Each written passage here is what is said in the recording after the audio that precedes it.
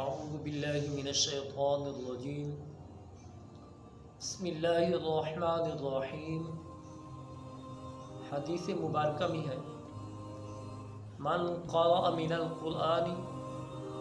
حرفا فلہ عشر حسنات، جس شخص نے قرآن پاک کا ایک حرف پڑھا اس کے 10 گناہ معاف کیے جائیں گے، اس کے لیے 10 نیکیاں ہیں، اس کے 10 درجے بلند کیے جائیں گے۔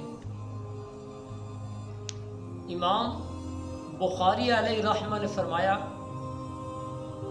کہ جس محفل پاک کا باقاعدہ آغاز اللہ تعالیٰ کی کلام بینات سے کیا جائے اور اس محفل پاک سے شیطان بھاگ جاتا ہے، اس محفل پاک میں اللہ تعالیٰ کے ملائکہ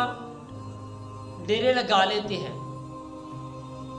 اس محفل پاک میں اللہ تعالیٰ کی رحمتوں کا نزول ہونا شروع ہو جاتا ہے۔ اسی لیے ہمیں چاہیے کہ اپنی ہر صبح کا آغاز اللہ تعالیٰ کی کلام بینات سے کرنا چاہیے، تاکہ سارا دن اللہ تعالیٰ کی رحمتوں کا نزول ہوتا رہے۔